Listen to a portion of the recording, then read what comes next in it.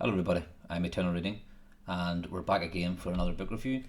The book I'm going to be talking about today is Philip Roth's The Ghostwriter.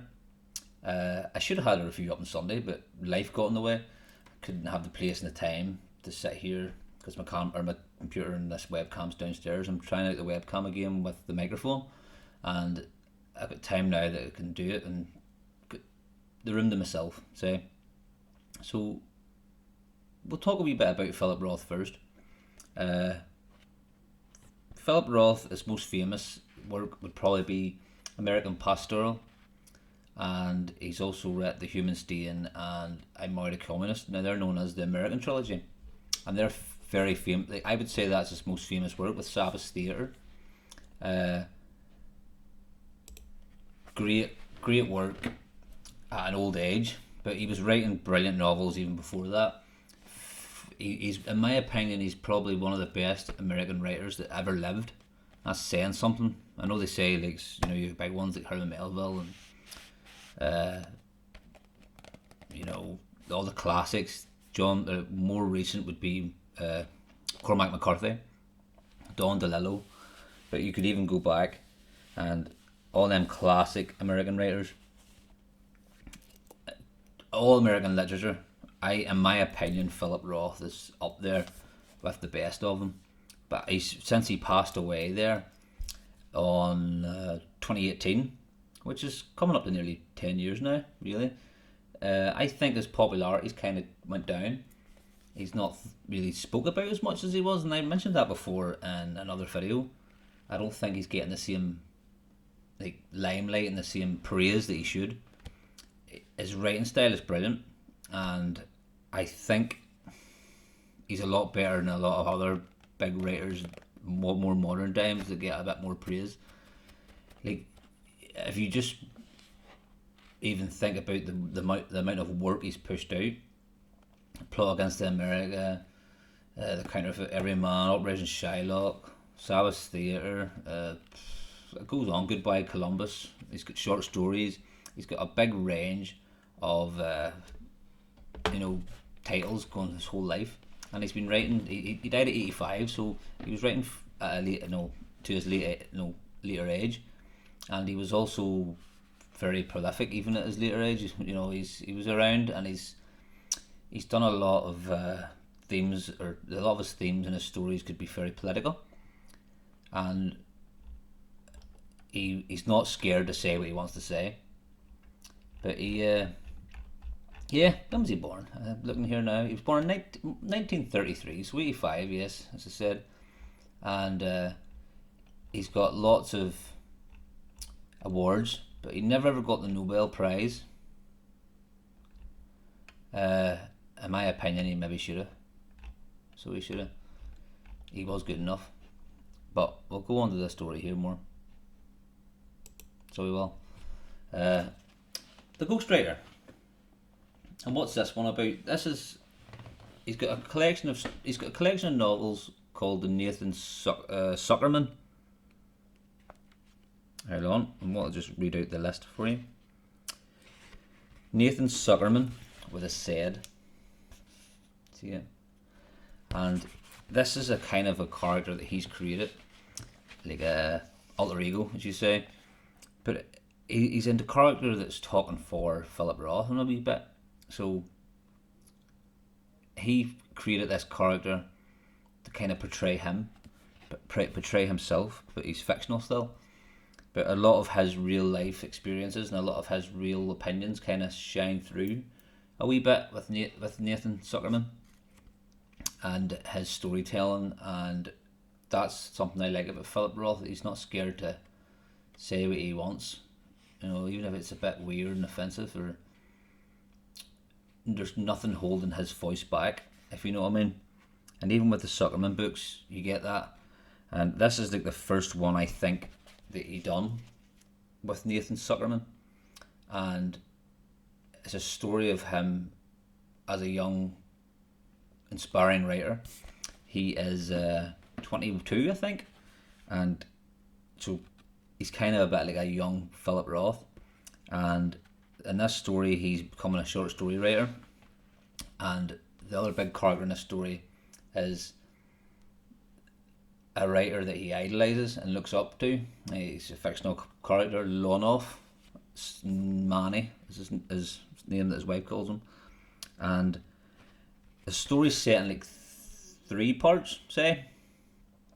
And you're getting a deep dive into the 3 characters of the writer, Nathan Zuckerman, Lonoff, the writer that he's idolising, and he is deep diving into his sort of work and his mindset, and he looks at him as a father figure because Nathan Zuckerman had problems at home with his father, and it's a strange way that Nathan Zuckerman has a strange way of looking at the world too. As Philip Roth looks at the world this way. He idolizes this man so much that it's like he wants this man to adopt him as his son in a way, like, but even though he knows it's not, it's just like to be his mentor, and that's how much he idolizes this man. And he goes, and the premise of the story is he goes to his house to meet with him because he created a short story that was very highly thought of, and he sent a letter to, can I meet with him, because he idolizes this man, and he accepted the invite, and he goes to the house to meet up with his hero, and then that's when you get the sort of dive into his way of thinking. But it's all Nathan Zuckerman. It's his point of view. He's writing everything down. He's telling you the story, and then there's a bit of fiction in it too, because what he's telling you is maybe not 100% true, and what you're getting in the narrative, because you're getting his thoughts and you're getting his way, his take on things, and he's a writer, so he will be very imaginative and put things in there that's not necessarily real. And it kind of warns you a wee bit like that throughout the novel too. Like, you had to take it with a pinch of salt. What you're getting is not 100% accurate. But when you get to the deep dive of the character of Lonoff, you get to see the way he is as a person. Like, it becomes very human, because even though he idolizes this man, he's not perfect. He struggles.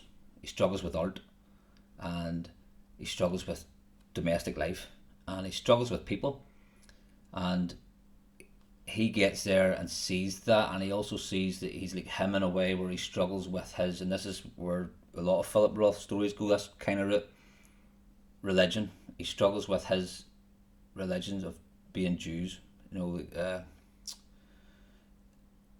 way they are treated by other people, but also the way the writers, Nathan Zuckerman and Lonoff, are treated by their own religion, their own religious people, like the Jews, and it's like they feel out of place with their own people. And then that's kind of interesting in a way, because Philip Roth, I think, felt like that when he wrote the story Portnoy's Complaint. I think that was his big novel that kicked him off, but a lot of the Jewish community and all back in where he lived as a young writer, he was frowned upon, and how dare he write these things and portray us like that and stuff. So he experiments that sort of feeling, that what I think he felt when he was a young man, that when he wrote that novel, and he portrays that very good with Nathan Zuckerman. You're getting what I think Philip Roth. So there's a bit of like, he's putting up a lot of his personal life in it too. In that sense, in my opinion, could be wrong. If there's anybody out there that's read it or knows a bit more about Philip Roth's life, you can correct me in the comments. But to me, it felt like it was him writing about himself and what he kind of went through. Not 100% true, but because he is a writer and they like to play. But I think a lot of it is like that. And then, so you're getting that side of Nathan Zuckerman, and then it gets even more interesting. And you also get the point of view of the Lonoff, the big writer, and his thing together, and you get great interactions with the two of them. But the story then goes in a different direction. Whenever there's a girl that's living with Lonoff, a young girl that Nathan Zuckerman loves at first sight, as they say, and he dives more into who she is. He's like obsessed with her and her background and who is this girl? Who is this girl that's with this man and this married man and she's living with him, and why is this, and what's the relationship here? And he talks with Roth, and there's a few wee subtle hints that he says to him in their conversation. So his imagination goes then, and in the third part, he creates a background for this girl of who she might be, and it doesn't really tell you, in a sense. You don't know. You're thinking to yourself, this isn't real. This is not what's going on here. It's kind of, but you kind of know it's not real, and you don't know. You don't know who's telling the truth. Is it Zuckerman, or is the girl lying? And then it all comes in the end. I don't want to spoil it, but then in the very last part, that's when you have that sort of conflict between the girl, the wife, and the old writer, Roth, and you get them like a Mexican standoff, and Nathan Zuckerman is there to see everything and to judge everything and to write everything down, and that's what you got here. As you know, I mean, it's a clever way he wrote it, and the good thing about Philip Roth's writing, it's not linear. You're jumping from different times, and you're jumping with these different characters, but it's not just like a linear narrative. When you follow Nathan Zuckerman's life, you do go back to when he was younger, and you see the conflict that he had with his parents, and the thing that makes Philip Roth a great writer is the people. It's the human nature, the human condition in these characters, and the way they interact with each other. But it's also the way he describes their feelings and his feelings as a writer. You're getting a lot of Philip Roth, the person. You're getting a lot of what he feels in his novels. He doesn't hold back. That's the best way of saying Philip Roth. You're getting the full whack, and he does not hold back.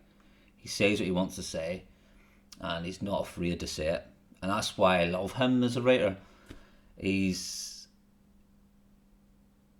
brave. He's a brave writer. That's the best way. He's one for you get lost in his words, and you don't know what you're gonna get in the next page too. There's some bits in this that I even thought I didn't see it going that way, but it did, and it kept me interested from start to finish, because the story does jump to different areas. I don't want to ruin too much, but know that it kind of goes into the history of the Jews and how they were treated bad by the Nazis and how they look at the whole world differently. And in his way, it's like he thinks that they're feeling sorry for themselves, but why are his own people treating him like he's an outcast too amongst them? It's deep. It is a deep one, but Philip Roth is a deep writer. Sorry, I'm rambling here, but it's a good one to start with. If you've never read any Philip Roth before, and you're a bit intimidated by his big masterpieces like American Pastoral and The Human Stain and Plot Against America, which I think would be known as one of his big ones, Sabbath Theatre, Portnoy's Complaint, all the sort of big ones. This is a great one to start. This is a great, I think, entry point for somebody that wants to try Philip Roth for the first time. And if you like it, know that you're in for a treat for later works. There's my phone going, as usual. But I would recommend it to anybody that reads, and it's been reading for a long time. I would say it's not for people that like their genre fiction too much. It's more deeper thoughts, and it's the human condition and all that. But it's very interesting. I would say anybody or everybody should read Philip Roth at some point. In my opinion, he is one of the best American writers that ever lived. I have not read a bad Philip Roth novel, and I've read quite a few now, and I'm going to read everything that he's ever done. Because I can't stress that enough. He is that damn good. In my opinion. He is the greatest writer America's had in recent memory. And also a big thing to say, but that is, I honestly believe that now. He is a master at his craft. And I'll end it there. So, yes, Philip Roth, the ghostwriter. Maybe I went a bit rambly there because I don't plan these reviews, as you know by now. I just go on a rant. But definitely look it up. If you're a bit interested and you're seeing me go, fuck, he's praising him a good bit. Fuck, could he be that good? Check him up, look down, read his life and stuff. And I'm sure there's one book in his bibliography that'll intrigue you. Because they all do to me, like. So, yeah, that is a review for Philip Roth's The Ghostwriter. And hopefully I'll get it up. I'll get more videos up and running more consistently. I haven't been as consistent, I think, the past few days or past week, but we'll get there. So, everybody, thanks very much for watching, and all the best.